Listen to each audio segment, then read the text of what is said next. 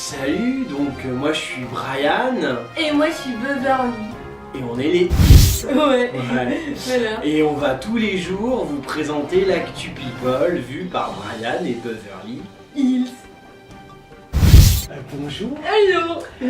On est le 9 avril 2000. Mais non, pas avril. Oh merde. Oh, excusez-moi, c'est parce que c'est un poisson d'avril. Oh, c'est pas drôle. Oh bah ça va, Beverly, on peut pas être drôle tout le temps. Ouais. Eh, en même temps, on fait de l'actu people, ça donne pas de l'oxygène au cerveau. Alors, on voulait vous dire, parce qu'on a eu beaucoup de mails de people qui disent ouais, vous parlez pas de nous, tout ça, hein, des gentils people. Mais alors, faut dire, vous inquiétez pas, on défoncera tout le monde. Mais on va encore attendre un petit peu parce qu'on prend que ceux, genre 4 par jour. Et vous êtes très nombreux dans l'actu people à n'avoir rien à dire. Et on fait une sélection de ce qu'il y a de plus pourri. Et malheureusement, vous n'êtes pas dedans. Mais ne vous inquiétez pas, votre tour viendra. Voilà. Chacun son tour. Voilà. Alors, il y a Emmanuel Macron. Emmanuel Etron. Le petit monsieur à l'économie. C'est ça. Il est tellement ridicule. Oh, je l'adore. Oui, qui est en plus, comme on dit, un beau mot du langage français. Il est gérontophile. C'est un garçon qui aime les gens très âgés. Comme sa femme a 30 ans de plus que lui. C'est Etron le géronto. Et ben en fait, on se demande s'il est bien de gauche. Parce qu'il a un passé où il était banquier d'affaires et il n'aurait même pas sa carte du PS, il paraît. Et il a affirmé oui, je suis de gauche et je ne me regarde pas le nombril. Voilà. C'est normal, t'as peut-être grossi, t'as du mal à le voir. Etron, mignon, Etron. Mais de gauche, à part Macron, pardon, j'ai du mal avec les noms, surtout des gens médiocres. J'ai du mal à retenir. Mais alors, il était chez Rothschild, effectivement, il n'y a pas une vision de la banque très à gauche à aider son prochain. Et en plus, je crois qu'il a pris un petit million d'euros il y a quelques temps, Macron. Dis donc. Alors, disons que bon, il n'a pas de carte du PS, mais est-ce qu'il est plus pourri que les mecs qui sont au PS? Un kiff-kiff, comme on dit au bled, kiff-kiff. Non, écoute Macron, tu es bien sûr un escroc comme tous, mais tu n'es pas fou. Donc de là, ce qu'on t'attaque sur ta carte du PS, je trouve ça bas, venge-toi. Il y a Lourdes. Alors c'est la fille de Madonna. Ah oui, la petite portoricaine, on l'aime bien, elle est velue, tu croirais un petit Yeti. Non mais elle a de beaux yeux par contre. Elle a de beaux yeux, on les voit pas, ils sont cachés par les poils.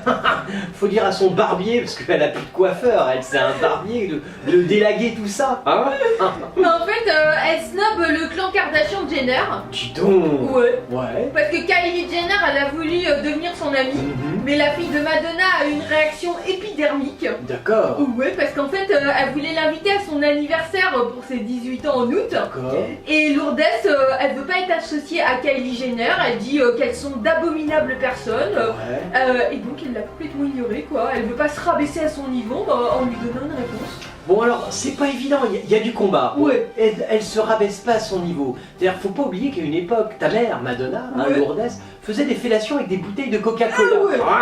Bon, alors que les Kardashians, eux, ils font des épilations pubiennes devant tout le monde.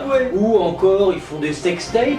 Alors, entre la fellation de Coca-Cola, la sextape, moi je dis, vous êtes un peu quand même le même clan. C'est qu'elle pourrait être amie. Bah bien sûr. Il y aurait une convivialité entre vous. Vous êtes du même coin, vous êtes de chez nous, à Hélène. Enfin, ils ont des maisons un peu partout, parce que vous êtes très très riches, ce qui n'est pas notre cas. Mais non, moi je pense que tu devrais donner une chance à Kylie Jenner. C'est clair. Alors, il y a Miley Cyrus. Ah bah ça, on en a déjà parlé il y a quelques temps. Je sais. Avec sa petite coupe et qui débute dans le porno, qui fait ses premiers pas. Enfin, ses premiers pas. Qui met son premier. On se comprend.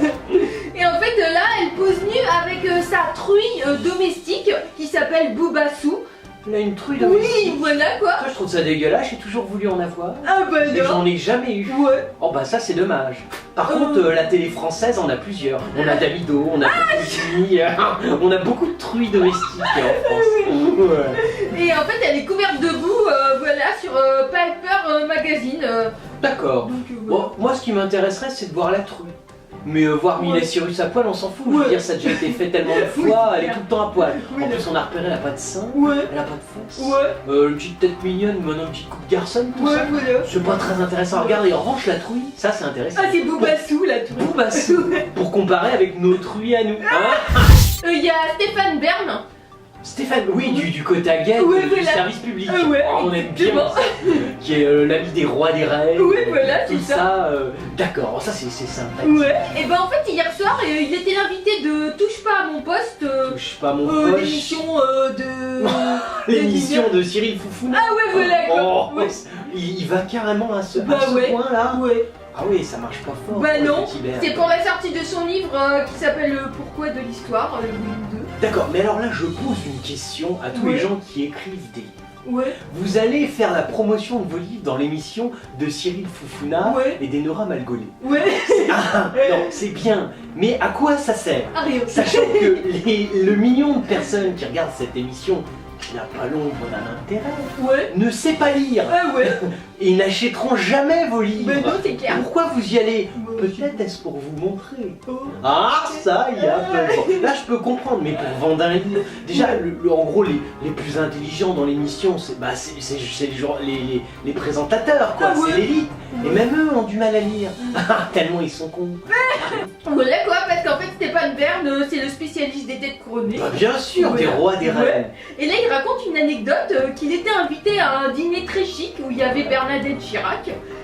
Il dit, je ne sais toujours pas pourquoi j'ai été invité ce soir-là. Même elle ne peut pas le savoir, mais comme elle est très vieille, tu sais, elle a des absences.